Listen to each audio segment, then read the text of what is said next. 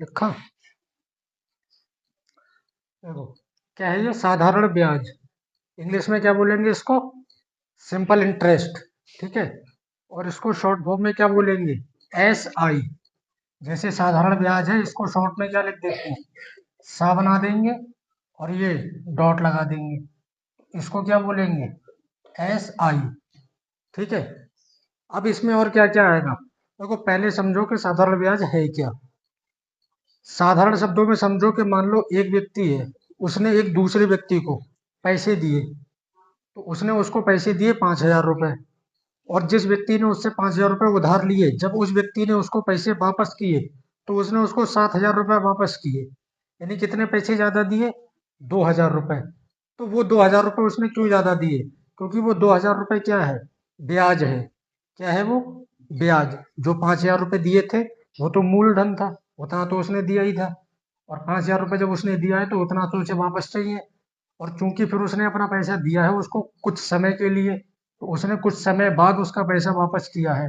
अब कितने समय बाद किया है, उसके लिए नियम और शर्तें होती हैं। वो नियम और शर्तों के विषय में ही यहाँ पे अभी बात करेंगे। तो जो 2,000 रुपए है वो क्या है? ब्याज। लेकिन वो ब्याज ऐसे नहीं मिलेगा, वो ब्याज कुछ नियम शर्तों से मिलेगा। उसकी कुछ दर होगी, कुछ परसेंटेज होगी, कुछ रेट होगा। और कुछ समय भी होगा कि कितने समय के लिए दिया। उतने समय बाद ही, अगर उस समय से पहले वापस करेगा, तब थोड़ा ना 2,000 रुपए देगा। तब तो कम देगा। 2,000 रुपए देने का एक समय होगा कि इतने समय बाद। 2,000 से ज्यादा भी देना पड़ सकता है। 2,000 से ज्यादा भी देना पड़ सकता है, अगर समय ज्यादा हुआ तब। क्योंकि उसकी भी एक समय की बाउंडेशन होगी कि इतने समय में पैसा वापस करना है। इससे ज्यादा समय हुआ तो ब्याज बढ़ जाएगा। और कितना ब्याज बढ़ेगा, वो ही समझो यहाँ पे। तो इसमें होगा क्या क्या? इसमें एक होता है मूलधन। ठीक है। मूलधन को लिखेंगे P, क्योंकि P फॉर प्रिंसिपल वैल्यू होती है। ठीक है। फॉर्मूला दोनों में लिखाया जाएगा, इसलिए इंग्लिश के भी सिंबल बता रहे हैं। दोनों में मर्जी है, जिसमें चाहूँ उसमें फॉर्मूला लगा सकते हो। इसके बाद क्या आएगा? दर। यानी किस दर पे पैसा दिया जा रहा है, वो हो जाएगा R। और ये होगी परसेंटेज। अभी समझ आने वाला है सब कैसे होगा। और इसके बाद फिर क्या होगा? मिश्र धन। अब ये मिश्र धन क्या होगा? तो मिश्र धन जो है, इसको P लिख सकते हैं, लेकिन पहले समझो मिश्र धन है क्या। मिश्र धन यानी जैसे मैंने किसी को 5,000 रुपए दिया, और उसके बाद उसने 7,000 रुपए वापस किया, तो उसमें 5,000 रुपए जो दिया गया था वो था, और 2,000 रुपए क्या था? ब्याज। तो कुल मिला के दोनों ही वापस हुए। मूलधन भी वापस हुआ और ब्याज भी। तो दोनों को मिला के, और इसको लिखेंगे ए से। अब इसका फॉर्मूला देखो क्या है। साधारण ब्याज बराबर मूलधन गुणा दर गुणा समय बटे में 100। एक तो फॉर्मूला है ये, इसको लगा सकते हो। अगर इस रूप में लगाना चाह रहे हो, तो इस रूप में लग जाएगा। साधारण ब्याज को क्या बताया है? SI। मूलधन को क्या है? P। और दर क्या है? R। और समय क्या होता है? T। समय नहीं लिखा है तो समय को लिख लो। समय मीन्स टाइम, यानी T फॉर टाइम। और बटे में क्या हो जाएगा ये? 100। ठीक है। ये हो गया फॉर्मूला। दोनों में से जिस रूप में चाहो उस रूप में फॉर्मूला लगा सकते हो। ठीक है। तो ये तो हो गई इसकी बेसिक जानकारी के साधारण ब्याज में क्या क्या पढ़ना है, क्या क्या दिया होता है, कैसे कैसे करके क्या क्या निकाला जाता है। अब सवाल जो है वो बहुत अलग अलग कंडीशन से बन सकता है। जैसे उदाहरण के लिए ऐसे समझो, मान लो जैसे मैंने अभी शुरुआत में ही बात की थी कि किसी व्यक्ति ने दूसरे व्यक्ति को 5,000 रुपए दिए, उसने उसको 7,000 रुपए वापस किए। अब उसमें ये भी पूछा जा सकता है कितना ब्याज वापस किया। तो साधारण सी बात है, इस फॉर्मूले को लगा के अभी निकल जाएगा कि 2,000 रुपए ब्याज वापस किया।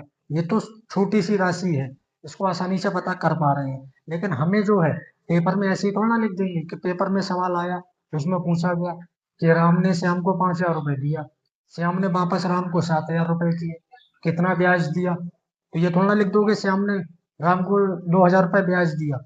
वहां तो क्या होता है, सॉल्यूशन दिखाना पड़ता है, समाधान दिखाना पड़ेगा, उसका हल करना पड़ेगा फॉर्मूला लगा के। तो जो पेपर में करना है वो कैसे करना है, ये तो आसानी से पता लग जाएगा। भी जितना पैसा तुमने दिया उसको हटा दो, बाकी जो ऊपर है वो ब्याज है। लेकिन ऐसे पेपर में थोड़ा ना लिख देंगे, पेपर में लिखने का तरीका तो अलग है, वहां तो पूरा फॉर्मूले में लगा के करना पड़ेगा। दूसरा, उसने ये कह दिया कि राम ने श्याम को 5,000 रुपए दिए और उसने उसको 2,000 रुपए ब्याज के हिसाब से 7,000 रुपए वापस कर दिए। कहने का अर्थ उसने ब्याज भी बता दिया और जो 5,000 रुपए दिए थे वो भी बता दिए।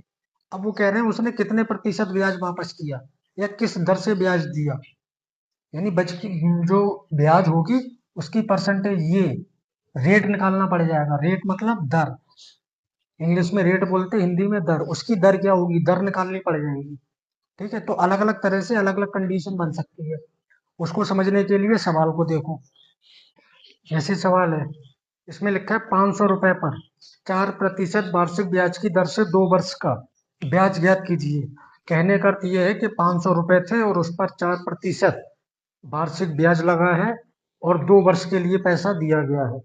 तो जब 2 वर्ष बाद वो पैसा वापस आएगा तो 4% वार्षिक ब्याज की दर से 500 रुपए का कितना पैसा वापस आएगा, मतलब ब्याज कितना आएगा।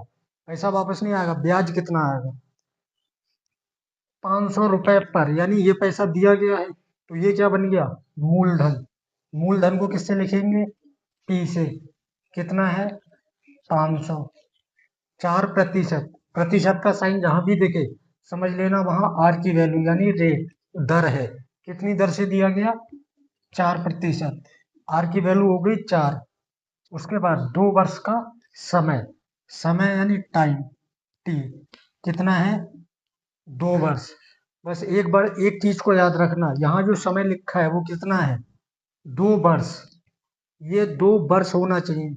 अगर यहाँ महीना हुआ तो सवाल का आंसर इस तरह से नहीं आएगा, मतलब आएगा इसी तरह से, लेकिन उसमें फेरबदल करना पड़ेगा। क्या फेरबदल करना पड़ेगा, कि जो महीने होंगे उसको वर्ष में बदलना पड़ेगा। ये जो फॉर्मूला है, ये फॉर्मूला वर्ष के लिए है जो भी लिख रहे हैं। क्या, ऐसा ही बराबर P into R into T upon 100। ये फॉर्मूला वर्ष के लिए है, महीनों के लिए नहीं है। अगर समय महीने में दिया हो तो उसे वर्ष में बदल देना। कैसे बदला जाएगा अभी पता लगने वाला है सवालों में ही, ठीक है। ऐसा ही मतलब साधारण ब्याज, पी की वैल्यू कितनी है, 500 गुणा आर का मान 4, टी कितना है 2 बटे में 100। यहाँ तो ये 2 जीरो से 2 जीरो सीधे सीधे कट रहे, अगर नहीं कटते तो संख्या काटते, दूसरी दूसरी भी नहीं कटती, सीधे गुणा, फिर उसके बाद भाग कर देते। नहीं कटेगी तो भाग करना पड़ेगी, कट जाएगी तो कोई दिक्कत नहीं। ऊपर कितना बचा, 5 गुणा 4 गुणा 2, और बटे में कितना बचा है, 1। एक को लिखने से कोई फायदा नहीं क्योंकि बटे की संख्या से भाग करना है। तो अगर एक को किसी भी संख्या से भाग करोगे तो वही संख्या तो आएगी, कोई फर्क तो पड़ेगा नहीं। 5 चौक 20, दूनी 40। कहने का अर्थ कि अगर 2 वर्ष बाद वो पैसा वापस लिया जाए तो कितना लिया जाएगा, 500 ये और 40 ये, क्योंकि ब्याज कितना हो गया, 40 रुपए हो गया। तो 40 और 500, 540 रुपए वापस होंगे। बात समझ आ रही है। तो ये इस तरह से होना है, इसको नोट करो। दूसरा सवाल देखिए, इस सवाल में देखो कह रहे किस मूलधन का 5 वर्ष में 4% वार्षिक ब्याज की दर से ब्याज 60 रुपए होगा। मतलब यहाँ मूलधन पूछा जा रहा है कि वो मूलधन यानी कितना पैसा दिया गया था कि उस पैसे पे 4% ब्याज लगाया गया और कितने समय के लिए दिया गया, 5 वर्ष के लिए। यानी एक पैसे की रकम थी, कितनी रकम थी ये नहीं पता है, वो ही पता करना है कितना पैसा था जो 5 साल के लिए दिया गया और उस पर 4% ब्याज लिया गया।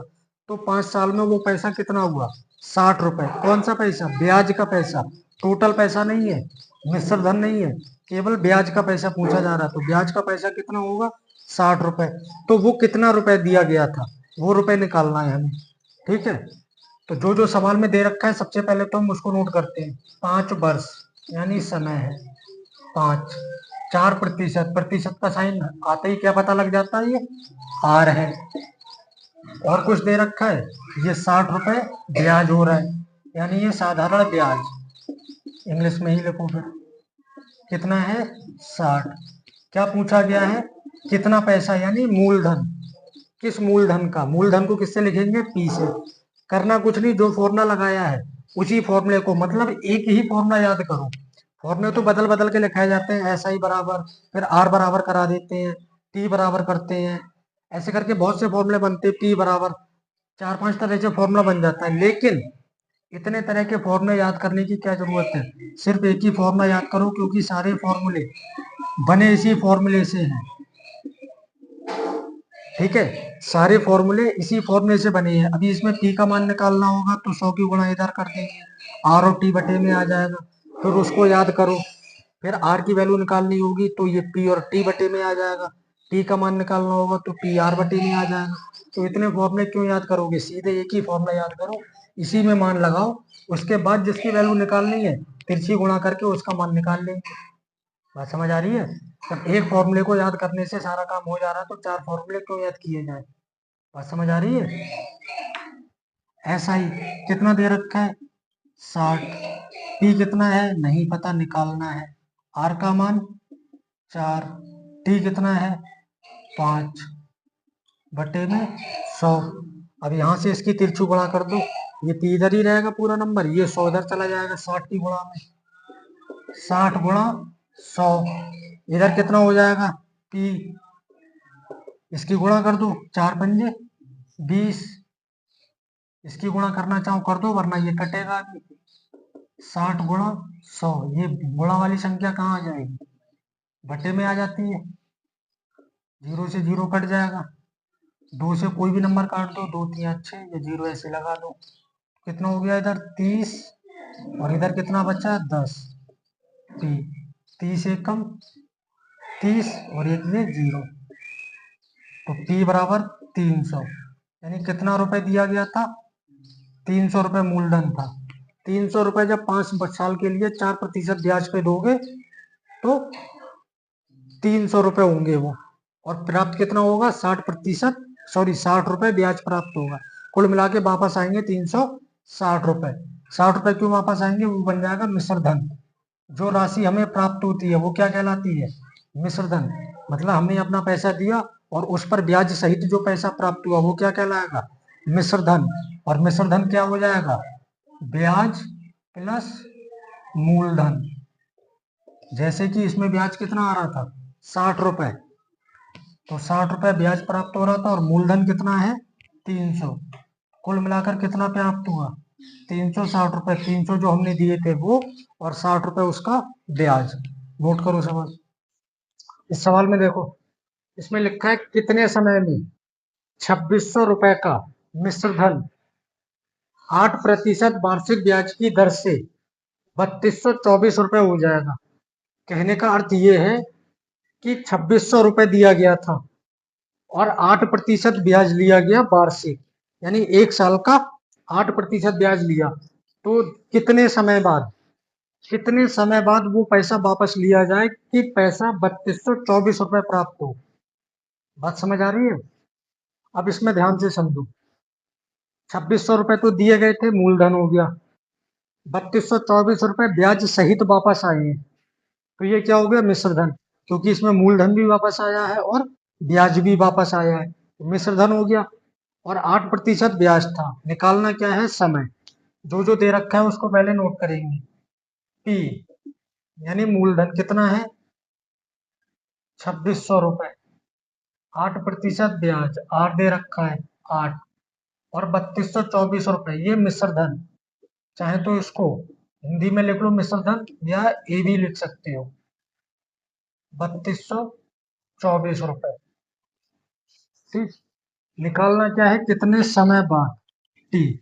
ध्यान से समझ, इसमें हमें टी प्राप्त करना है, और टी किसमें आ रहा था, साधारण ब्याज के फॉर्मूले में फॉर्मूला लिखा था ना, S I equal to P into R into T upon में 100, पी गुणा आर गुणा टी बटे में 100। तो पहले एस आई का फॉर्मूला जब लगाएंगे तो उसमें एस आई पता होना चाहिए। देखो टाइम निकालना है ना, टी, टी के अलावा जितना भी आ रहा है उसमें एस आई आता है, पी आता है और आर आता है, बटे में 100 आता है, वो तो संख्या है, उसको कोई मतलब नहीं। तो ये तीन चीजें पता होनी चाहिए, एस आई पता होना चाहिए, पी पता होना चाहिए, आर। इसमें पी पता है, आर पता है, पर एस आई नहीं पता है, और वही फॉर्मूले से समय निकलेगा। लेकिन एस आई नहीं पता है, उसकी जगह पे एक दूसरी चीज दे रखी है। क्या दे रखी है? मिश्र धन। तो यहाँ से पहले एस आई निकालेंगे। जब यहाँ से एस आई निकल आएगा, उसके बाद एस आई का फॉर्मूला लगा के, यानी साधारण ब्याज का फॉर्मूला लगा के तब समय निकलेगा। कैसे निकलेगा देखो, मिश्र धन है ना, मिश्र धन क्या होता है? शुरुआत में ही फॉर्मूला लिखाया था, ब्याज प्लस मूलधन होता है। मिश्र धन कितना है? 3224 रुपए। ब्याज कितना था यही नहीं पता है, और मूलधन कितना था? 2600 रुपए। 2600 को उठा के इधर ले आओ। 2600 को जब उठा के इधर लाओगे तो ये प्लस वाला नंबर इधर आके क्या हो जाएगा? माइनस का। 3224 में 2600 घटा दोगे, 4 में 0 गया 4, 2 में 0 गया 2, फिर 2 में 6 जाएगा नहीं, यहाँ से दाई लो, 12 में 6 गया तो 6, यहाँ 2 में 2 गया कुछ नहीं। मतलब ब्याज कितना आया? 624 रुपए। 2600 रुपए जब दिया गया था और उसमें हमें 3224 रुपए प्राप्त हुआ, तो इसका मतलब क्या हुआ कि 624 रुपए ब्याज प्राप्त हुआ।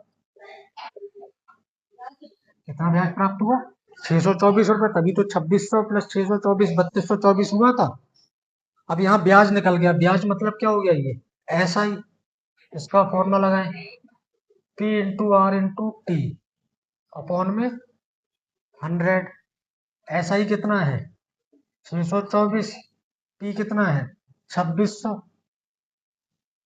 और आर कितना था, यानी रेट कितना है? 8। समय क्या है? निकालना। ये गुणा में है, सभी संख्याएं कट जाएगा। प्लस होगा तो नहीं कटेगा, यहाँ बीच में अगर प्लस हो तो संख्या नहीं कटेगी, केवल गुणा में संख्या कटती है। 2 जीरो से 2 जीरो कट गया, इधर बचा 624, इधर कितना बचा? 26 गुणा 8 इंटू टी बटे में 1 बचेगा। इस 1 को लिखने से कोई फायदा नहीं है। गुणा वाली संख्या कहाँ आ जाएगी? बटे में। इसमें कुछ कट रहा है? देखो ये कटेगा। अब 2 से काट दो पहले, क्योंकि लास्ट में 4 है, यहाँ 8, यहाँ 6, दोनों ही संख्या कटेंगी। जो सम संख्या होती है वो 2 से कट जाती है। 2 चौक 8, 2 तिया 6, 2 एकम 2, 2 दूनी 4, ये फिर कट जाएगा। और ये 4 से कट जाएगा। ठीक है, 4 से अगर नहीं भी काट पा रहे हो तो पहले जैसे भी 2 से काटा, ऐसे 2 2 करके काट लेना। मैं 4 से काट दे रहा सीधे, 4 एकम 4, 4 सत्ते 28, 31 में 28 कटा, 3 बचा, 3 और 2 32, 4 अट्ठे 32, यानी इधर बचा 78। और आगे ऊपर तो कुछ और है ही नहीं, नीचे ये पूरा कट गया, केवल 26 बचा। और बराबर में इधर क्या है? टी। इसको 2 से काट दो, 2 एकम 2, 2 तिया 6, 2 तिया 6, एक बचा, 1 और 8 18, 2 ने 18। फिर ये 13 से देखो सीधा कट जाएगा, 13 तिया 39, 3 बराबर टी, या टी को इधर लिख दो, 3 को इधर। और आगे क्या लिखोगे? वर्ष, यानी 3 वर्ष। तो कितने समय के लिए 2600 रुपए दिया जाए? 3 साल के लिए 8% ब्याज की दर से। तो जो बाद में पैसा वापस प्राप्त होगा 3 साल बाद, वो कितना रुपए हो जाएगा? 3224। उसमें ब्याज भी होगा और मूलधन भी होगा, दोनों मिला के ये हो जाएगा। पर समय कितना आएगा? 3 वर्ष। नोट करो सवाल।